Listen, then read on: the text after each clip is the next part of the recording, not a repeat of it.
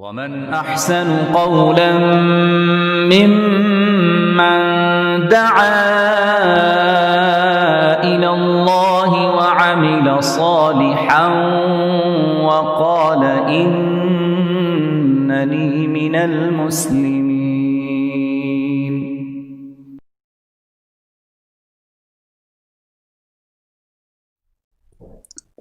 Bismillahirrahmanirrahim. Alhamdulillahi Rabbil Alameen. As-salatu was-salam ala Rasulihil Kareem.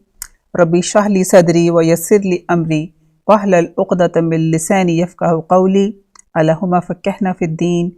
Rabbi yassir wa la tu'assir wa tammim bil khair. Wa bika nasta'een ya azizu ya ghaffar. Dear viewers, Assalamu alaikum and welcome back to our Sisters Book Club. We had taken a break from the book club due to Ramadan, and mashallah, alhamdulillah, with the grace of Allah subhanahu wa ta'ala, we were able to do many good programs, and we were able to benefit ourselves from many great programs that were offered from Epic Masjid YouTube channel. So now, alhamdulillah Rabbil Alameen, the Ramadan is over. Allah subhanahu wa ta'ala, has blessed us with yet another Ramadan, and all of us were able to go through it. I hope and I pray that this Ramadan will be the reason that we were forgiven from Allah subhanahu wa ta'ala. And now we're coming back to our book club, and we're going to resume the book that we were doing. You Can Be the Happiest Women in the World by Dr. Al-Qarni. And this is the book, again, just to a brief, thing about the book is that this was the book that, Dr. Al-Qarni wrote for the women especially. And in the book, he has small chapters, and every chapter has, small advices pertaining to the verses of the Quran and the hadith of the Prophet ﷺ. But these, you can sum up these advices and say, these all are advices for the emotional intelligence of a person. Or you can say, how to have a beautiful personality, how to have a beautiful mind, because many times human beings just focus on having a beautiful outside, but we do not focus as much on having a beautiful inside. So the book is more about how can you be beautiful both outside and inside. And this is the book about that. Small advices, small little tiny stories, very interesting to read, very easy to read. And as a patron of the book club goes is, myself and I have Sister Afreen with me. She's the one, and we go through the book and we talk about the different stories and the topics in the book. And then what we also do is that we take comments and questions from you all too, because if you remember, the idea of the book club is to socialize and be in touch with you all, and hear from your side too, that what you are thinking in these days, in this the world of 2020, which is quite different from the world that we were familiar with. So the idea was that too. So Afreen is with me. Afreen, assalamu alaikum. Walaikum assalam, Aminah. How are you, Afreen? Alhamdulillah. How was your Ramadan, Afreen? It was beautiful, mashallah. Alhamdulillah, alhamdulillah, alhamdulillah, mashallah. So Afreen, coming back to our book, mashallah, we're going to start today with chapter number 9. Yes, and inshallah, we have completed until chapter number 8. I hope the sisters are keeping up. Keeping up with it. Yes, inshallah. Well, if you're not able to keep up now, it's okay. But if you don't have the book, just you can just watch the program. But I will highly recommend some point in your life, do pick up this book and read it. You will benefit from it immensely. So I think the chapter today. So in the chapter today is starts with a very amazing thing. It's just that the right topic to talk about right after Ramadan.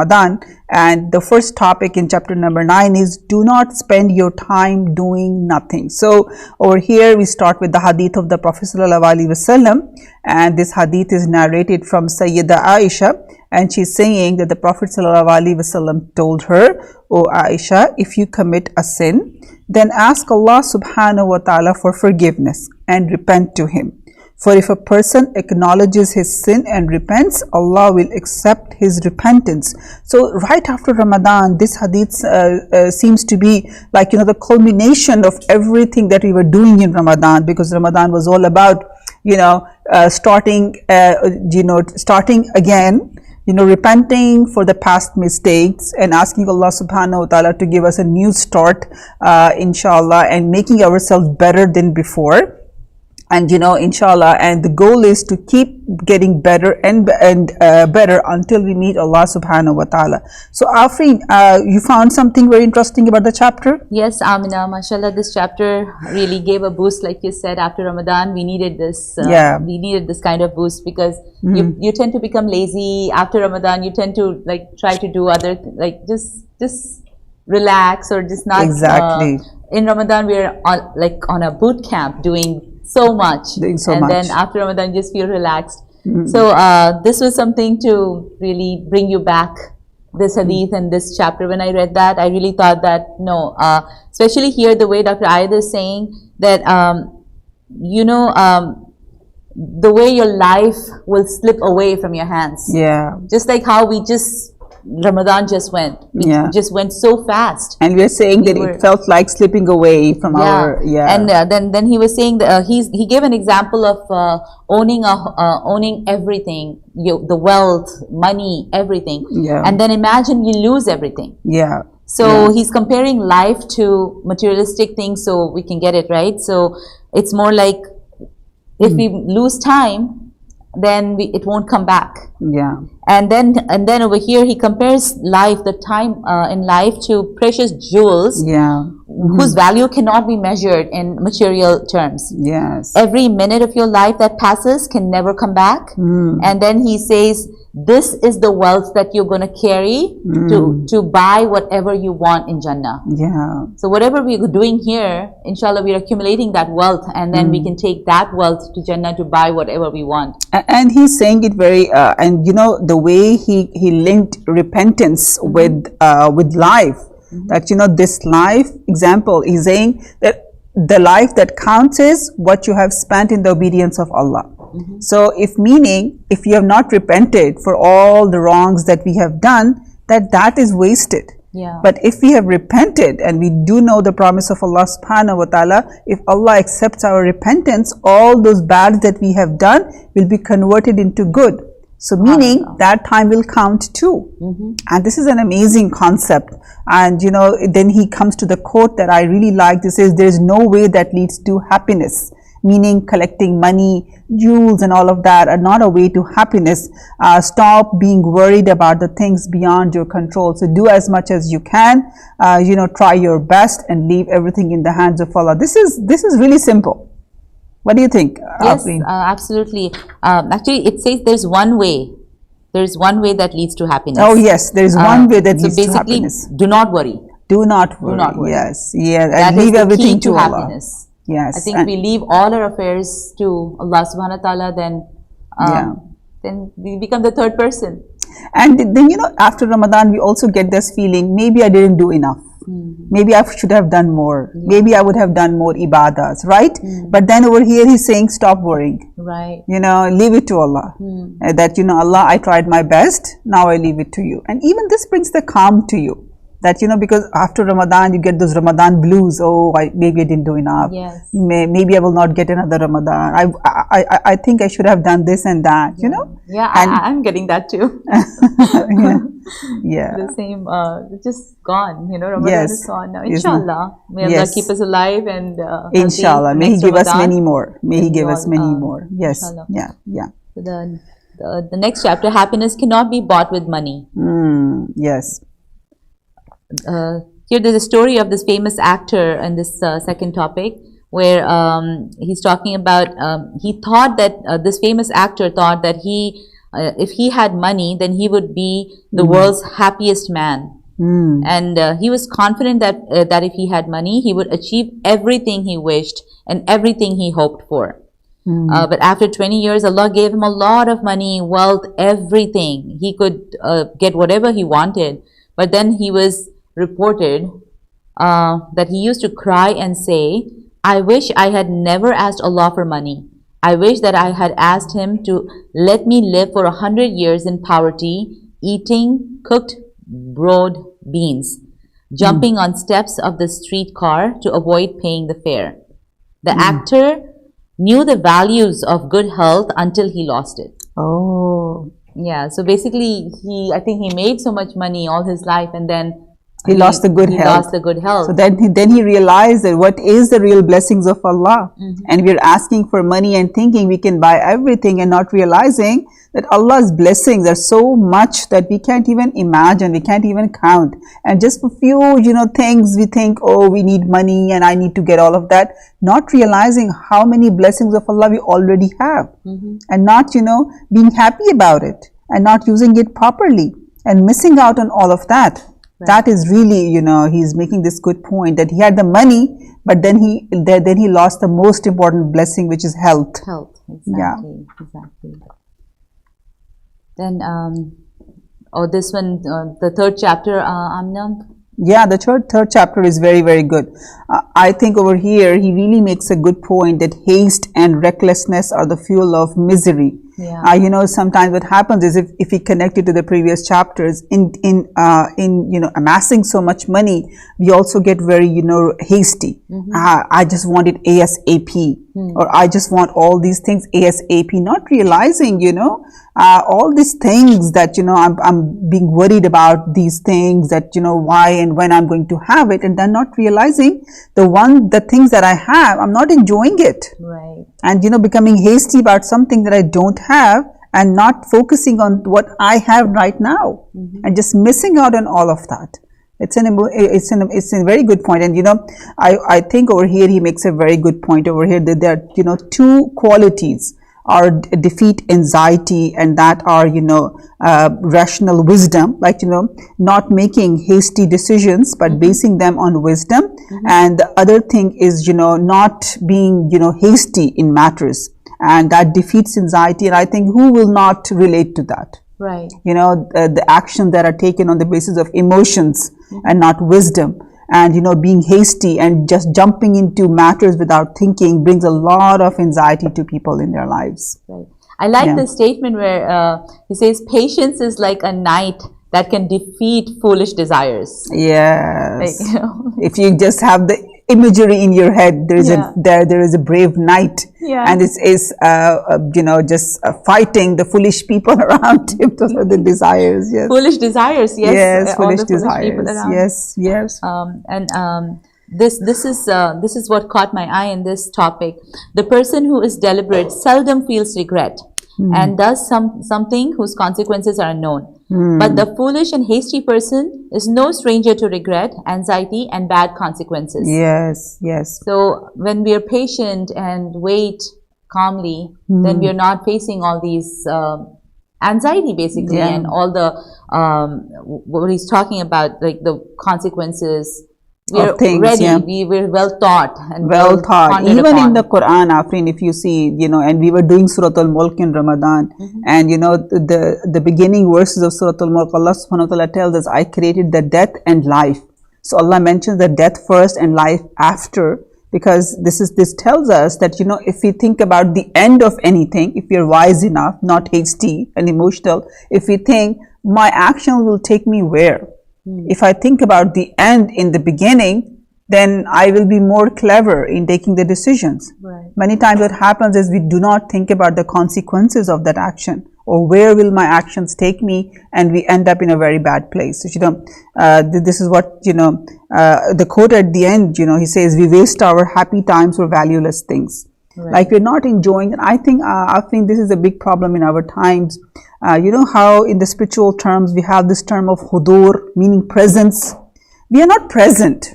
We are doing something, but we are thinking about something else. Yeah. We are thinking about, okay, the future or this or that, and we are not enjoying the moment that we are in. And our scholars have told us that this is one of the tricks of shaitan.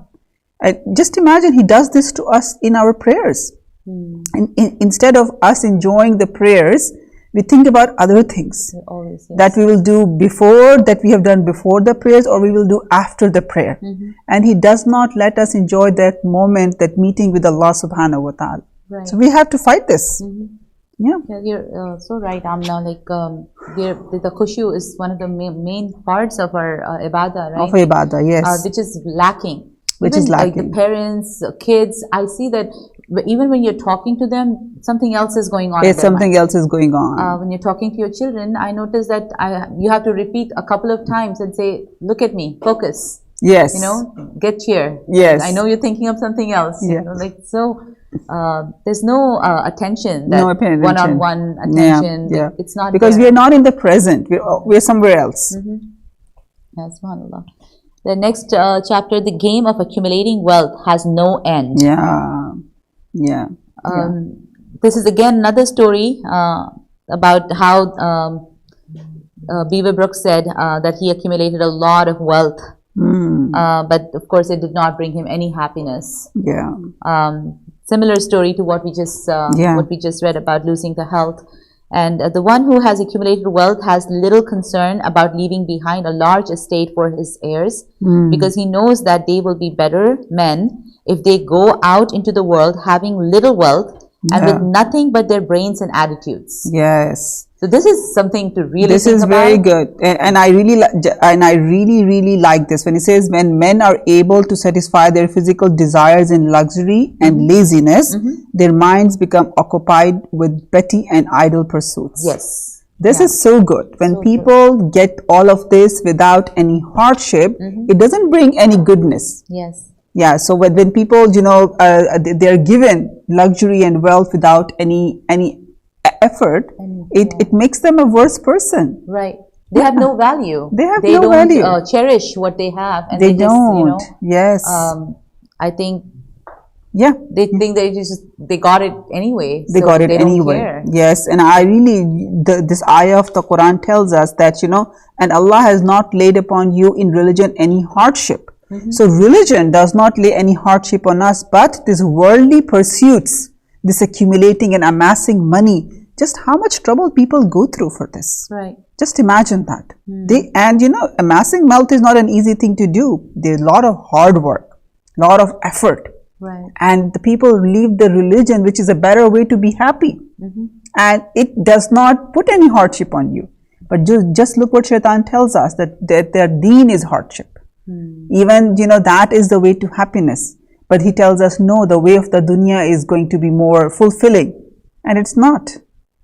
Yeah, so I really, like the verse that he quoted over here. Somehow this generation, the way things are, they have become like everything has to be quick and without much effort. Oh, this thing, I can achieve this without doing much, so let me do that. Yes. This is the mentality that is going on. This is the mentality that is going on. They don't want to put in so much effort to achieve something. Yeah. So this really relates to that, and it's so right when he says that when you have something without effort, then you don't value it. Then you don't value it at all, and it's of nothing. It is nothing at all. You got it. You didn't work for it. You have it anyway. Why would you value it? Yeah. Even with the kids, like with the little children, when you give them toys or anything, they just play for a day or so and they don't care about it. Exactly. And then I see that when they are working for it, when you set goals for them and you say, okay, if you do this, you will get this toy.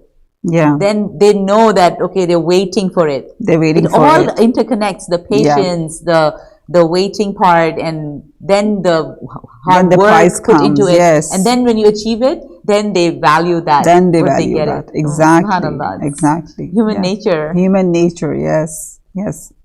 The 5th chapter, immorality is generated by idleness. So I think this is connected to the previous chapter, that the immorality having no morals and no values comes with this, first he's saying that when people are given things without effort, it creates idleness in them. And it's not only that they become lazy and idle, they even become immoral.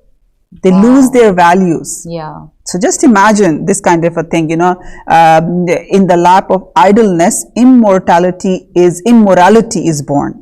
And the germs of death and, are generated. But if the mission of the living is to be active, then idle are dead. I really like this. If Allah subhanahu wa ta'ala has created us to live and to actively strive, then idle people are dead. Just imagine that. True. Absolutely. Yeah. Here, I like the way he says, the idle people deserve to be gathered penniless and no harvest but loss and doom. Yeah. You know, saying that idle people don't deserve much. Yes, and they don't. And this is what the Prophet ﷺ is saying, that these are two blessings of many people are careless, good health and free time.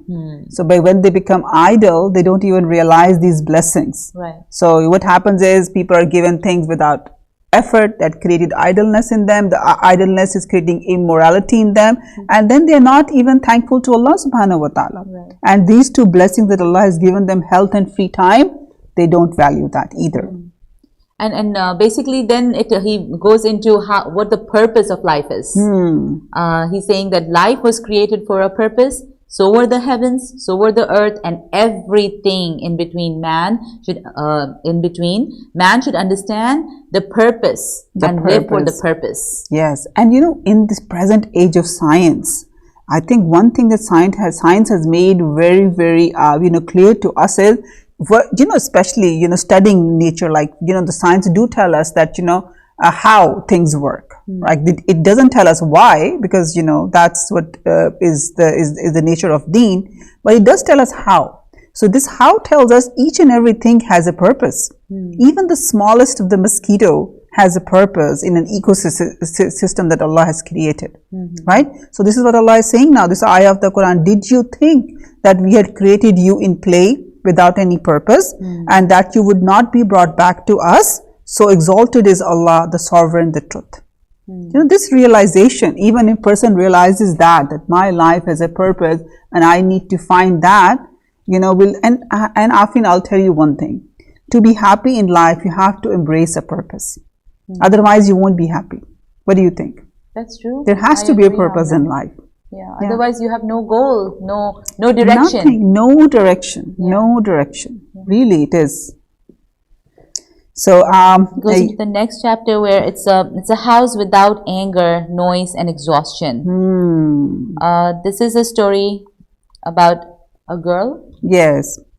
Saying that her husband was really, she said stuff that made her husband really upset, and then she realized her mistake and she was apologizing, but he was not.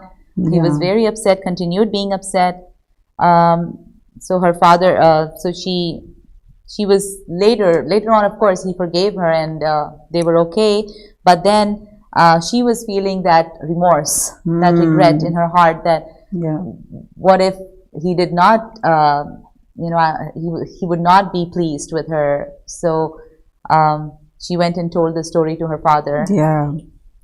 And then the father told her that, don't you know that the woman whose husband is angry with her is cursed in the Torah, the Injil, and the Quran. So many people many modern people like us, when they hear something just like that, they will say, oh my God, why are the women being oppressed, sorry. Why she has to say sorry. The book is about women, but the thing is that he's advising women in the book, but this goes on both ways. Of course, it goes without saying. The idea is that the house has to be kept. The house, the environment of the home plays a huge role in the houses of the people. And the homes without anger and this kind of a thing is a home that is a beautiful home, and this goes for the both spouses. But over here, the idea is that we all relate this to Allah subhanahu wa ta'ala. Our spouses, our children, our families belong to Allah before they belong to us. So keeping them happy is pleasing Allah. With the famous hadith, the one who has not thanked the people have not thanked Allah subhanahu wa ta'ala. And many times this happens, Afreen. We have to admit that the people who stay thankless from our sides are the ones who are closest to us. What do you say? True. We forget to say thank you to people who are closest to us. Yes. And we tend to take them for granted. Yeah. Right? Yes. Like absolutely. Sometimes our children, sometimes our spouses, sometimes our parents. And sometimes our close friends. We are very, keen to say thank you to people who are not very close to us. But the people who are closer to us, we take them for granted sometimes. Actually, just after Eid, I was having this discussion with one of my friends, and we were talking about how we are so excited and so passionate, and we actually express our love, that we are missing each other, whatever, to other people. Yes. other friends and, you know, people we don't see the much. ones we have not seen in a long time. We go hug them. We go, you know, we are smiling at them. We are laughing with them. We try to, you know, do all that. But then how often do we do the same thing with our family? If your mother is living with you, or your sister, or your daughter, your kids, how often do you go and hug them? How often do we realize that they have done an act of kindness to us? Yes. We should at least say thank you, or acknowledge it, you know. We don't. We just take, like you said, like we take them for granted. We take them for granted. We're always around. Okay, you did this. It's no big deal. The same thing if somebody else does it, that you don't see that often. Yeah. You know, you go, they make a point that you thank them. You thank them, yes. It's something to really think about. It's something to really think about. We should start doing this in our homes as well. And that will really, I was just imagining, and that will create such a beautiful environment in the house. At home, exactly. Because at home, the thing is that the outside environment is really good when we are with our friends, or, you know, the people. But inside the home, we don't tend to be the same people many times, which is not good. So the idea of the chapter is that the idea is not that you know, it is being said to women and all of that. This is not the idea. The idea is you know, don't take people who are close to you for granted. You know, this is what the idea is. Very important. Yes, very, very important. Yeah. The next one is about chastity and modesty. Enhance beauty. Yeah. Yes, it's just how it relates to the hadith, Amna. Like, so Salama's hadith, you know, the wife of the Prophet ﷺ, and you know, when she heard that, you know, whoever drags his garment out of pride, Allah will not look at him on the day of Qiyamah. So then, you know, she was curious, because, you know, this tells us about the mindset of the people around Prophet ﷺ, his family, his companions, his Sahaba, that anything that they would hear from the Quran or the Sunnah, they would first apply it to themselves. That's the attitude. That she heard something just like that and she thought, okay, where do I fit in that? And this is the attitude. You know, when we read the Quran or we hear a hadith, the first person that we should talk to, that, you know, this is me. This is talking to me. So she's taking it like that. So what do a woman do with her? Because, you know, women were supposed to wear longer dresses, so they are modest. So she said, okay, so because in those times what used to happen is people of royalty used to wear those long robes that would, you know, drag behind them, and that will show that they were royals or the people of, you know, class and status and things like that. And Islam was not all about the, you know, this outward, you know, appearances of, you know, royalty. Islam was more about, you know, being humble and, you know, being more blended with the people. So when she heard that, she said, what about the women who are trying to hide themselves, you know, and wearing long dresses? So she said, so the Prophet ﷺ told her, lengthen them by a handspan, you know, maybe a little bit more. She said, but their feet will show. He said, lengthen them by a cubit, but not more than that. So for women, you know, she was concerned, not about, you know, she was concerned, then how will I hide my body? And many times, you know, because we live in a world of, you know, what should I say, fashionista, right? Yeah. Where fashion and appearance has taken on a so I would say that it's okay to look nice. It's good to dress up and look nice. There's a hadith of the Prophet ﷺ about that a person should take care of his outer appearance, because your dress is the first introduction of you to the world. But the thing is that sometimes people are like, you know, if somebody is really covered or is modest or trying to be modest, we say, you know, because of they're not, you know, they're not fashionable in some way, they're not intelligent, or they don't have, you know, good views or something like that. We tend to, you know, do this to people. So this is what it is talking about. You know, modesty is one thing, chastity is one thing, being smart and intelligent and educated is a different thing. So both of these things are separate. Yeah. I like the quote in the bottom of the page. The quote is really good. Yeah. Physical well-being comes from eating little. Mental well-being comes from sinning little. Well-being of the heart comes from worrying little. And well-being of the tongue comes from speaking little. If all of us can apply this, then right. We'll be perfect. We'll be perfect. Eat little, life would be happier. Yes, eat little, sin little. Then the next chapter, he goes into the next chapter, Amna. It's a beautiful story. Allah may bring the absent person back home. Yeah, because he's talking about the gift of a patience. Yes. Yeah, and in the beginning it says the patient person gets the best results. Yeah. Inna Allaha ma'as sabirin, we know in the Quran too. It's a story about the mother who gets married when the daughter is 3 years old. Yeah. And of course they got separated. The daughter was with the father, and the mother had to get remarried. And I think they separated, the mother and father, and the daughter was with the father, and she got remarried to somebody and she had to relocate. And of course, in that during those times, there were no phones, no connection.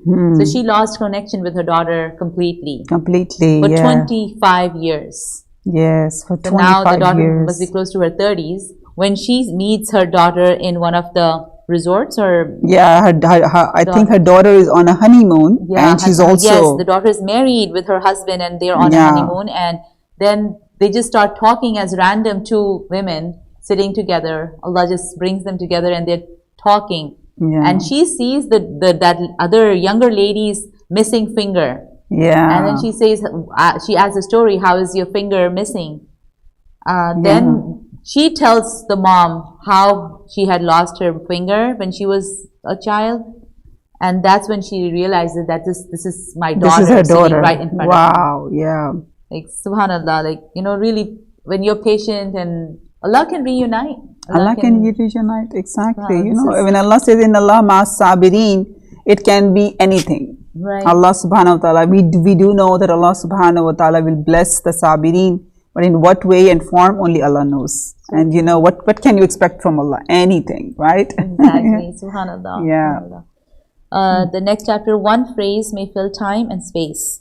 This is a very interesting story that, and Musa alayhi salam, always his stories are so interesting.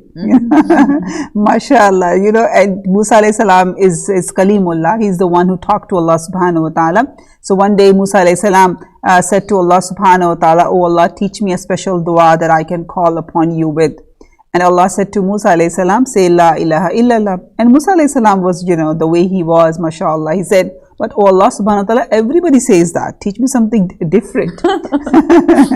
So Allah subhanahu wa ta'ala tells him that la ilaha illallah are brilliant words, that can, really fill up the entire universe. And why, dear viewers? What do you think?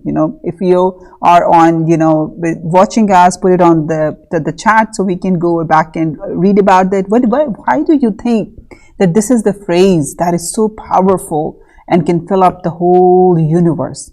So, Afrin, what else do you like in this chapter? Just to say, Amina, how la ilaha illallah can disperse the fog of sin. Yeah, that's something that caught my eye, and it is like a bright lamp that it lightens your heart. The power of la ilaha illallah. Power of la ilaha illallah. Yes. Subhanallah. Yeah. And also the last quote in this chapter is really, the happiness of the believer lies in loving Allah. Yeah. And love for the sake of Allah brings deeper happiness, whose taste is known to sincere believers who do not accept any substitute for it.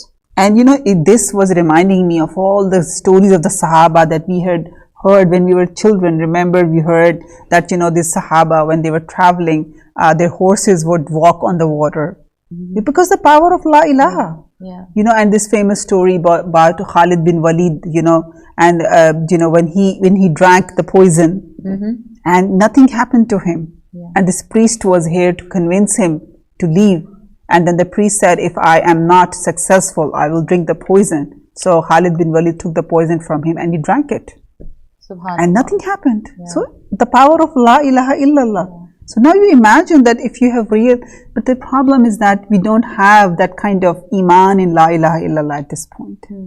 That's the thing. Yeah. Yes, but it was reminding me of all the stories that we have heard about these all people. The miracles. All the miraculous stories. That you hear, you think, you go through. Yeah. And Amna, so many times, the doctors declare a person dead. Yeah. They declare them dead. Or they declare them ECG sick. machine shows it's all gone. Everything is done. But then when they come back, they recover. They're perfectly fine. They live for years. One of my friends' father had a heart transplant. He was one of the first cases, and they were waiting he was completely, his heart was not functional. Like he was just, the doctors were waiting for him to die. And this was maybe 15 years ago. Yeah. And subhanallah, when they were at the verge of, you know, that now this is it, in a couple of days, he's going to be gone. They got somebody, and he was one of the first heart transplant cases in Canada. And they transplanted, and mashallah, he is living now even, and since 15 years, he's doing his ibadah, very mashallah, very righteous uncle. He practices Islam, goes to the masjid, everything. Just imagine, la ilaha illallah. We have illallah. come to this point, you know, who else can? And you know, in the Ramadan, I came across a story somebody put on the Facebook. This man, this brother, who lost his young wife in Ramadan. The story was very heartbreaking story. But the one thing that his perspective was very, very optimistic. And he said that, you know, when the doctors found out that his wife had cancer, and she has 2 little girls, and he said the doctor said 1 or 2 days, max 2 weeks, but he said she lived to die in Ramadan. Subhanallah. Imagine that. She passed away the 25th of Ramadan. And it was, you know, of course she had to go through that disease for 3 months. But Allah subhanahu wa ta'ala gave her that life. So la ilaha illallah. Allah had, you know, Allah made for her this gift that she would pass away in Ramadan. Subhanallah. Yeah. So this was amazing. Yeah, inshallah. The next chapter is Hearts Longing for Paradise. So this is a story about a mother with her sons. Then they realized the importance of Laylatul Qadr. Yes. The not Laylatul Qadr, sorry, Qiyamul Layl. Yes. The night. The night the prayer in the night. Yeah. When they realized that, the mother with her family decided and taught her family to, they basically divided the night into parts, and they would do ibadah all night. Yeah. She said, we have to be doing ibadah in our home all night. All night. Yes. So even when the mother died, the sons continued that. And when one of them used to be sick, the other would do ibadah all night. On his behalf too. Subhanallah. So I really like the quote that is, women is more precious than treasure and wealth. And you know, this Afrin, we keep talking about it, that a righteous mother, a righteous spouse, the value of that, especially the women, you know, what kind of environment she can create at home, what kind of generation she can raise, you know. And look at this mother, you know, she was who she was, and this is why she had sons like she had. Right. That, you know, even after, because, and this is, women is more precious than treasure and wealth. I hope more people can realize that,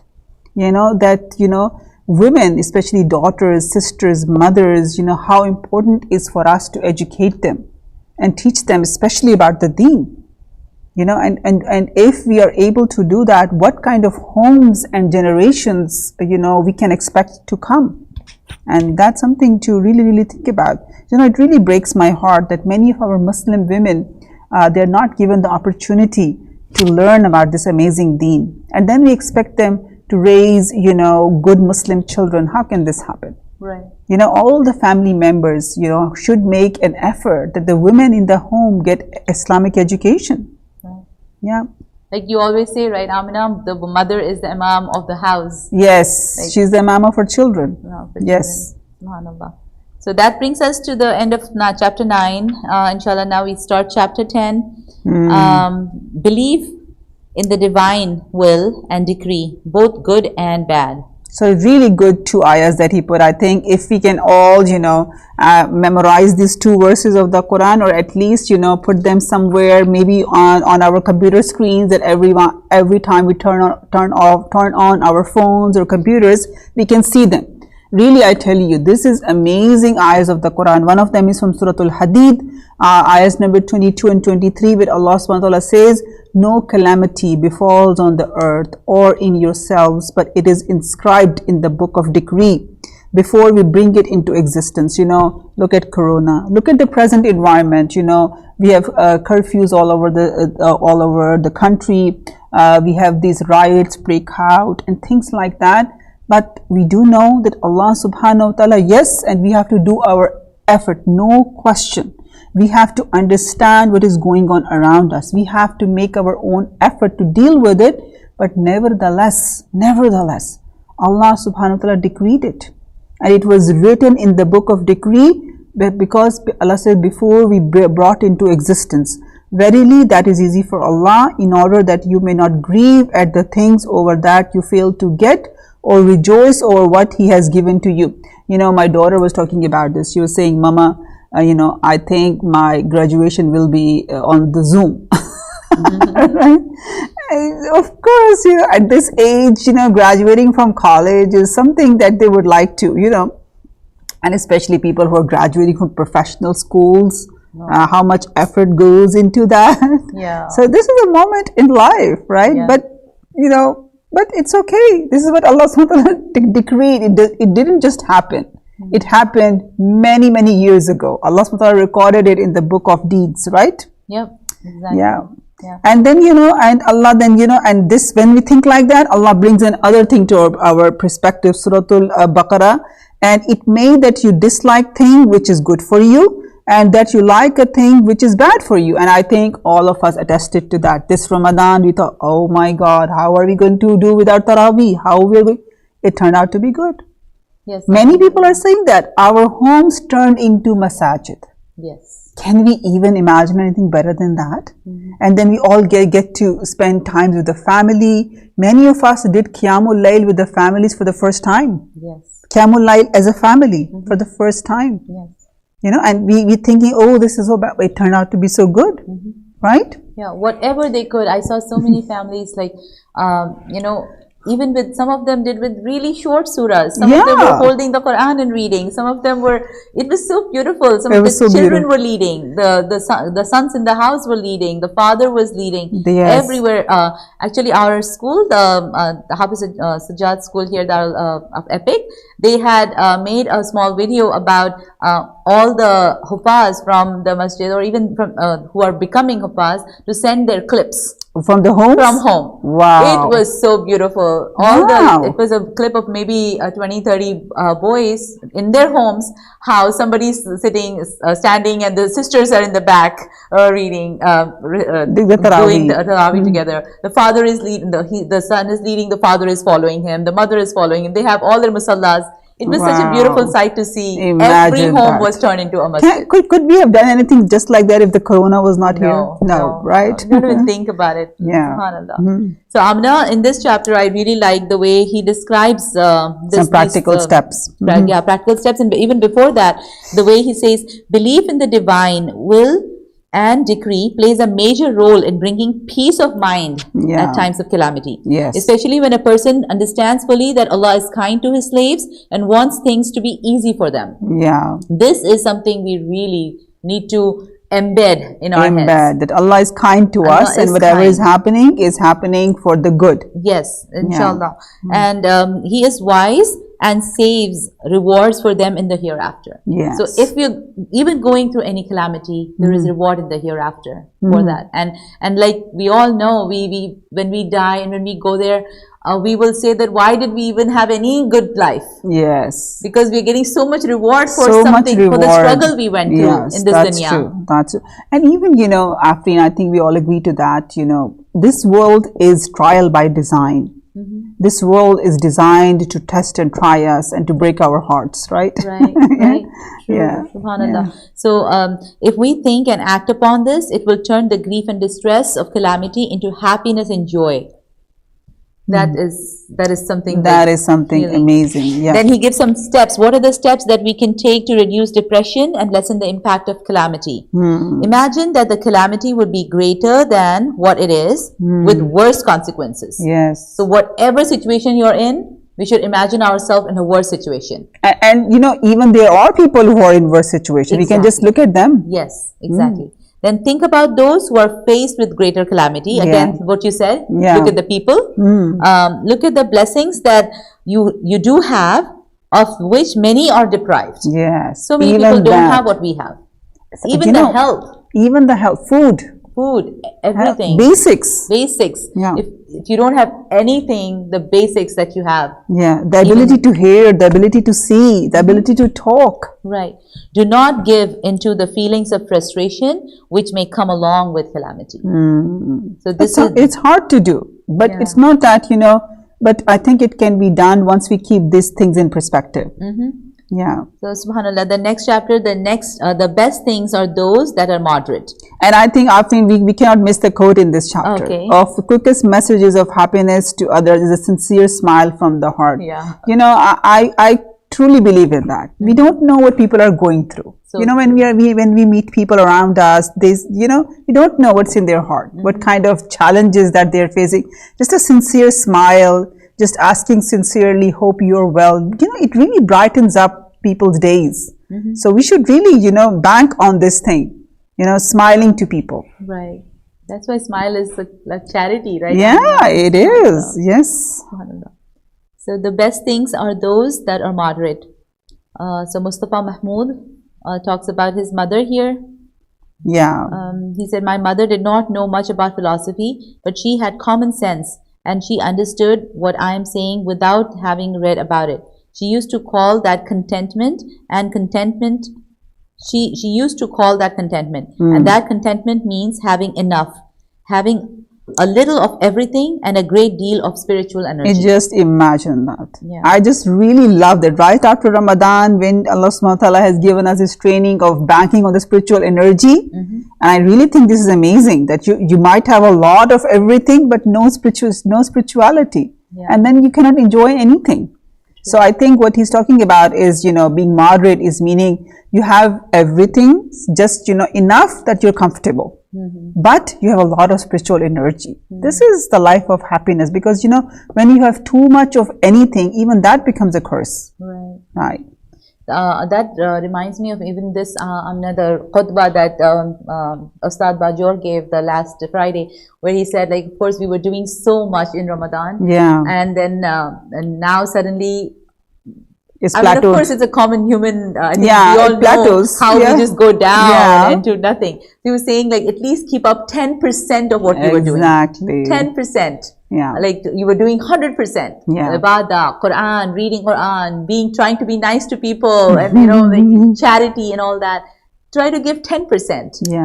Throughout the year. So yes, but with a lot of spiritual energy to do it. Yes, inshallah. So the next one is the pessimist creates, and the pessimist creates an atmosphere of depression. This is really good chapter. A person influences the mood and attitude of his companion. If a person, be it a friend, a life partner, or a colleague, is calm, cheerful, and optimistic, then he will transmit those characteristics. And vice versa, if the person is depressed and upset and always complaining and frowning and miserable, then the people around that person will also become that. I think we were just talking about that. Yes. Right, the house environment where we are so good outside, we're in a nice mood, but as soon as we come home, everything changes, and then the house environment becomes so miserable.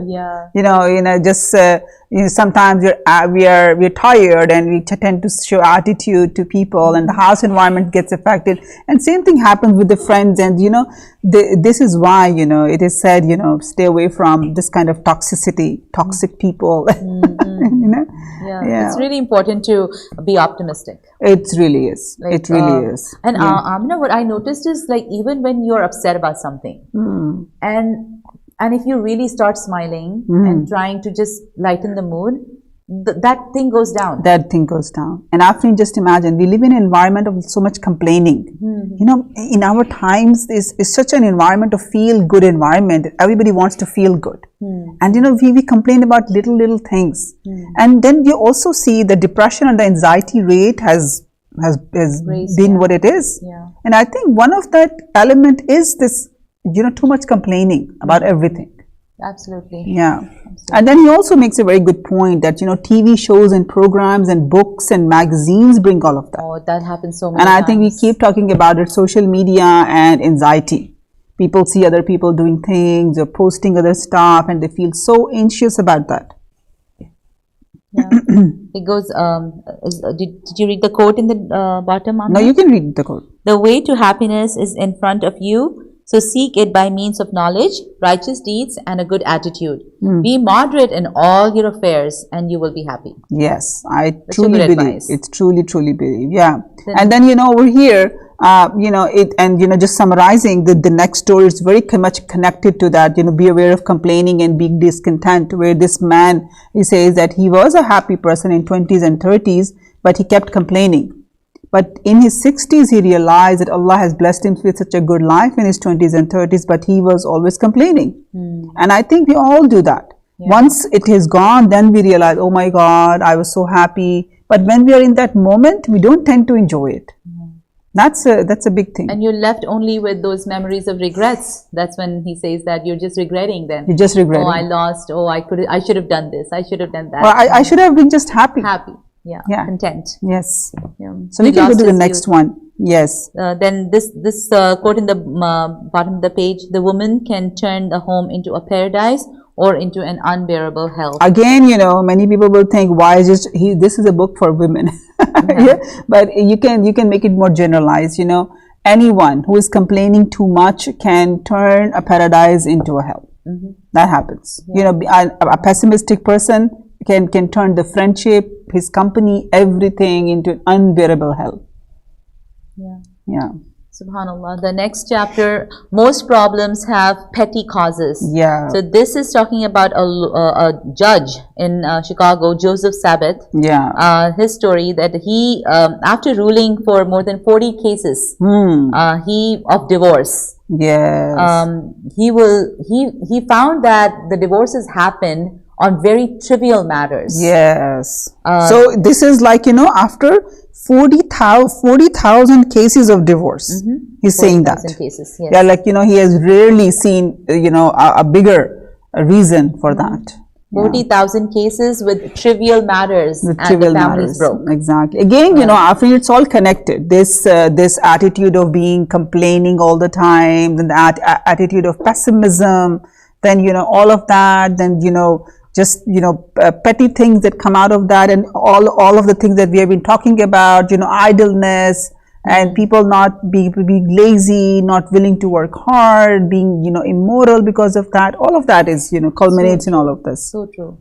Yeah. Another Frank Hogan, the public prosecutor in New York, stated that half of the cases brought to the criminal court are the result of petty causes, such as an argument between family members or unintended slight, a hurtful word, or an offensive gesture even, just showing go, or anything like a gesture or just one hurtful word. And I think it's really, what he says over here is really important. Very few of us are wicked and hard-hearted by nature, and this is so true. Most of the human beings are not bad, they're good people, but ongoing blows directed at our pride and dignity are the cause of half the problems in the world. Just look at the riots that are going on around us. What is this? Do we really think racism is a big problem? It's a petty thing. But it is so much, part of the society. Why can't we just treat other people as human beings? Just like us, what's wrong with that? But this pettiness, that I'm better than you, it's a petty thing. So true. Yeah. So true. Islam is about that. Yeah, right? Islam is about that. Yeah. Yes. Yeah. Equality, like there's no difference. Just treat other human beings the way you want to be treated, and that's it. That's it. Okay, the next one is restraining the tongue. This is an important one. This is important. Yeah. So, this is something where it's a story? It's a story about, Khalid ibn Yazid ibn Muawiyah, and he was married to Abdullah ibn Zubair's sister, Ramla bint Zubair. And one time what happened is, and dear viewers, this happens in all the homes many times. Sometimes husband might say something about some family member of the wife's family, or the wife might say something about, the husband's family member. And usually, these petty things lead to big disputes. So over here, what she does is, and happens is because it's mostly the tongue. You know, you saying bad things to mine and I'm saying bad things to yours, and this, you know, verbal fighting goes on, and there's no end to it, right? So what she does is, you know, he says something about her brother Abdullah bin Zubair, that he's a miser. So she doesn't reply, and then he asks her, why are you not replying to me? Do you not want to answer me, or do you not agree with me? And she is a very smart person, because she understands the end of this is nothing. We will just end up saying bad things about each other's families, and it will not get us anywhere, right? And we do know, dear viewer, Allah subhanahu wa ta'ala has said in the Quran, وَقُولُوا لِلنَّاسِ حَسَنًا, talk to the people in a nicer way. And you know, Allah subhanahu wa ta'ala also warned us, many people will be thrown into the hellfire because of their tongues. So she's a smart woman. Instead of that, she says, women are not created to do something like that. You know, they are created so that, you know, we keep each other's company and all of that. And you know, he really likes her answer, and the dispute is gone. Just imagine if we can do something in the family, because you know, we all go through moments. We all have our ups and downs, right? Sometimes we might feel mad at our spouse's family member, and we might say something. So if the other spouse at that time holds their tongue, whether a husband or a wife, sometimes the wife might be, you know, angry, and she might say something about the husband's family, or the husband might have something on his mind, and he says, so if at that moment both of them can stay quiet, you know, their thing will die down, right? But what happens is that, you know, marriages are ruined because of that, just because of the tongues, on these petty things. So, you know, and then he quotes the hadith of the Prophet ﷺ. He says, perhaps a man says what he does with his wife, or perhaps a woman says what she does with her husband. The people kept quiet and did not respond. I said, O Messenger of Allah, they do indeed do that. He said, do not do that, for that is if a male devil met a female devil in the street and had intercourse with her whilst the people were looking on. So Prophet gave a very, you know, strong imagery of that, that when people talk about their family issues outside the home, dear viewers, this is very, very important. I do know that some things are very serious and they have to be discussed outside of the family to find solution. Of course, there is no, there is no saying no to that. But you know, small issues that happen within the family, between the husband and a wife, they should be mature enough to resolve it within themselves, right? Absolutely. Yeah. Absolutely. So this is what over here is talking about. SubhanAllah. There's so much wisdom. So much wisdom. Yes. And then the next chapter, it goes into fight anxiety by praying. So then again, spiritual connection with Allah subhanahu wa ta'ala is the cure to so many problems. Exactly. So you know, we just talked about holding your tongue. It's a hard thing to do. But if you have a strong connection with Allah subhanahu wa ta'ala, it will become easier. When you know that somebody is there watching over you, somebody is there who's taking care of your affairs, and he's taking your side when somebody is hurting you, then you can that holding of the tongue will become easier. It will easier. Like, you know, okay, this is Amina, one of the people I know, they just, every time somebody hurts them, they say, oh, this is just a human.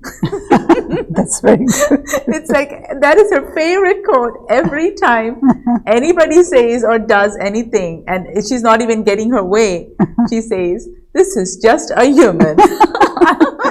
I'm going to go to the one that is not. Wow. SubhanAllah, I love that one. And I started thinking about that. Like, once I learned from her, I'm like, you know, she's a good, friend of mine. And she's, every time, this is her favorite dialogue. This is just a human, so it's okay. I'm going to go to Allah. Exactly. This is good. This is good. So, it gives a person willpower. You're talking about, praying. It gives a person willpower and helps resolve difficulties and face hardships. Exactly. They also knew that praying Qiyam al-Layl is one of the best acts of worship that a person that brings a person closer to Allah subhanahu wa ta'ala. Yes. And I really like with the chapter ends, it says the best of the worship is that which is done regularly, even if it is a little. We know that the women of the modern age fill their time night and day with worldly things. but the least that is expected of them is 2 rakahs offered in the middle of the night to defeat the shaitan thereby. The best of matters are those that are moderate, and those who go to extremes are doomed. So I think this is very, very good, because the book is talking to women, but we can also generalize it.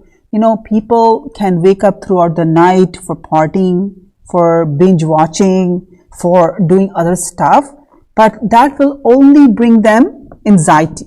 That will only bring them, hardship.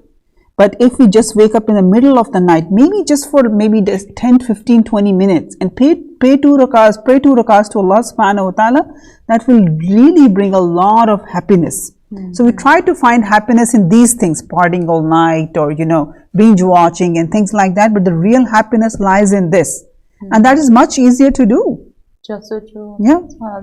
Amna, what caught my eye in this chapter is this hadith, this story of Zainab radiallahu anha, how she would tie a rope in between the pillars in Medina and pray because she would get tired and fall asleep. Exactly. So she was holding on to the rope, so that she doesn't fall asleep, she would wake herself up and pray. Imagine that. This was Subhanallah. But then what even better? When you hear a story like that, you realize how much joy they used to find in this, that they would tie themselves. How much joy they would find in that. It is unbelievable. And Amna, the better was when the Prophet ﷺ saw this and heard about this. He saw the rope and he said, "What is this rope doing here?" And the Sahabi told him that.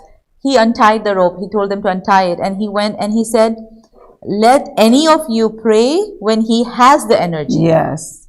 And when he feels tired, let him sit down and rest. Imagine. How easy is the thing? So, subhanallah, it was like, do what you can. Yes. Like, Allah wants you to do it. But He doesn't want to burden you with anything. Yes. Trouble you. It's something that you can. And also when it comes from the heart, you do it. Yes, exactly. So we're just coming to the end of the chapter, we just 2-3 topics there, but this chapter, the topic number 8 is also, advice of a successful woman, and, really all of us have to go through this in our lives one time or the other, especially when you're mothers, that, your children are going to get married.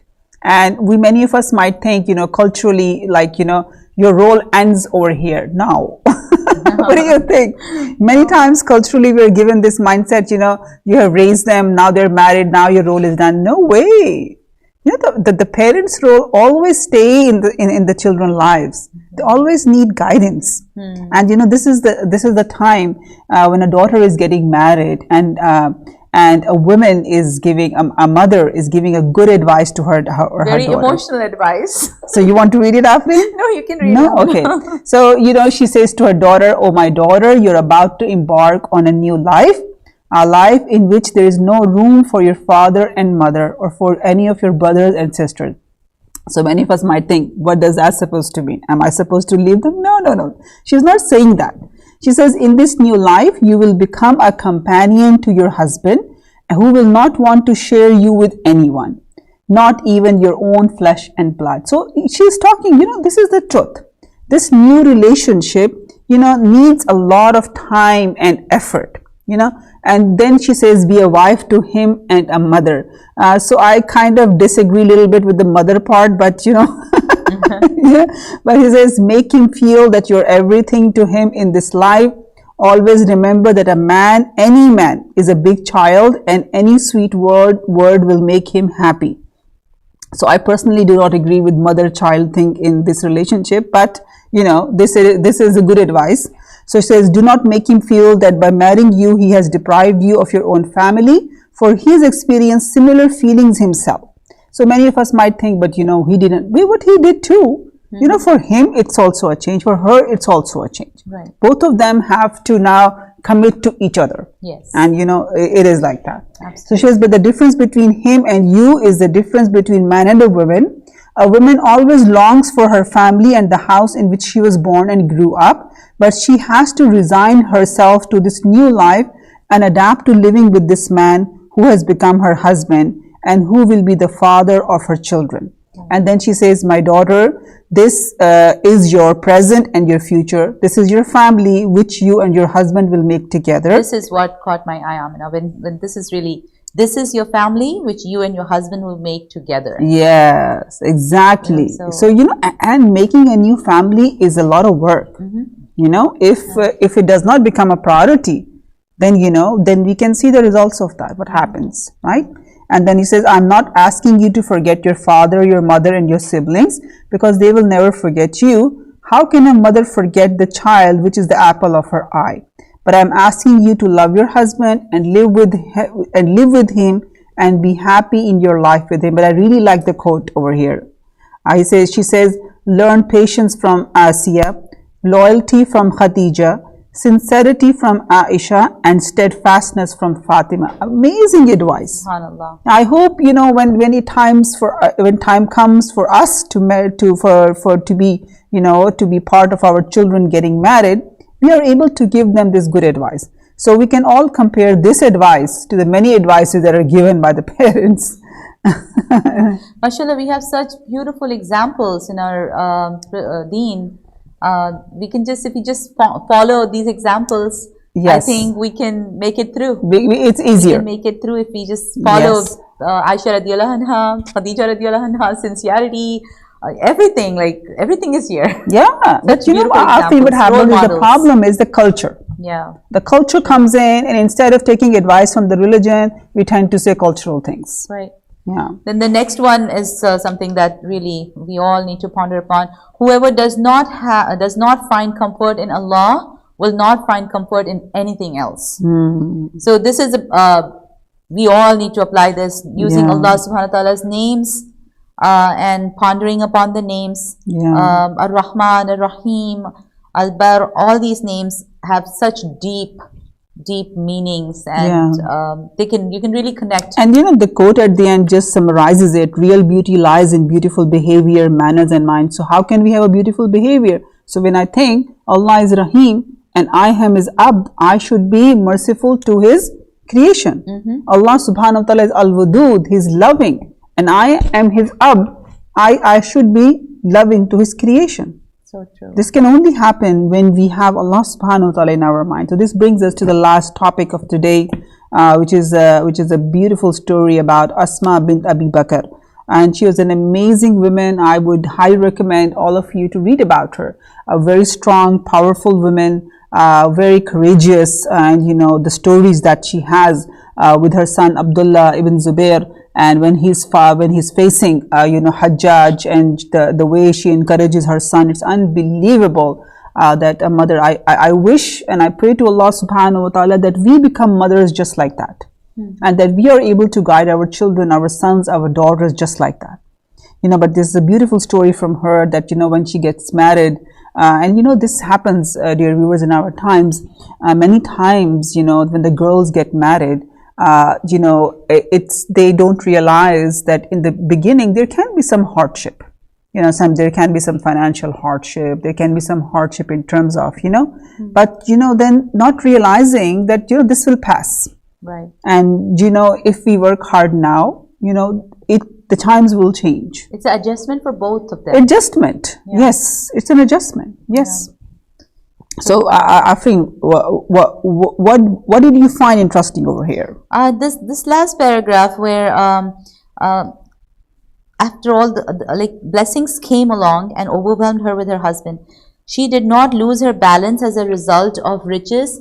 Rather, she was very generous, and she did not store anything for the future. When she fell sick, she would wait until she got better. Then she would set all her slaves free. And she told her daughters and her family, spend and give in charity. Do not wait until you have something extra. Wow, these are the examples from Muslim women. You know, imagine this is the attitude that these women have, and this is why they were who they were. You know, instead of, you know, having this attitude that I should have this and this and this, instead of that, they were giving charity. Right. They were giving out. They were helping people. Yeah. They had this idea of taking care of their community. And I think we Muslim women need to instill that, you know, because women play a very important role taking care of the community. You know, one of the famous scholars have said women are the eyes of the community. They see these kinds of, and many times I feel so happy, when we immigrated to US from the countries that we immigrated from. One thing that we learned over here is that the Muslim community over here is doing a very amazing job by, they became organized, and they started, benefiting especially the women, through the Masjid, through, Masjid, the sisters committees where women come together, organize, and they help the community. These opportunities were provided over here. And I always wish, why not in Muslim countries? Right. What do you think, Afri? Yeah, I think that's missing. This part Isn't that, yes. we were given these opportunities here, coming to US and, being part of the Masjid over here. But we had never heard anything like that, being in the Muslim countries where the women organize, get together and work for the sake of the community. Yes. This is even to form sisterhood. Sisterhood, Nothing. Yeah. I think Alhamdulillah for this opportunity that we are here and we are able to do all this. We are able to do that and becoming part of something just like that. Alhamdulillah. Yeah. So I think we come to the conclusion of the book club for today. We end with the quote that Dr. Eid al-Qarni puts at the end of the chapter: life is beautiful for the believers, the hereafter is beloved to the pious, and they are the only happy ones. So true. The believers and the pious, who are connected with Allah subhanahu wa ta'ala, who think about their hereafter, those are the real happy people in this world. Dear viewers, Jazakumullah khairan katira for being with us in this book club. So this book club meets every Monday, and inshallah we will see you guys next Monday with the next 2 chapters. The book is again, You Can Be the Happiest Woman in the World. Highly encourage you all to read this book. Amazing book to read. And in next book club, we want an active participation from you all, because then we will have our laptops with us and we will interact with you through the chat. Inshallah, I hope and I pray that all of you are safe and happy wherever you are. And inshallah, we will see you guys next Monday. Assalamu alaikum. أزواجهم أو ما ملكت أيمانهم فإنهم غير ملومين قد أفلح المؤمنون الذين هم في صلاتهم خاشعون والذين هم عن اللغو معرضون والذين هم للزكاة فاعلون والذين هم لفروجهم حافظون إلا على أزواجهم أو ما ملكت أيمانهم فإنهم غير ملومين.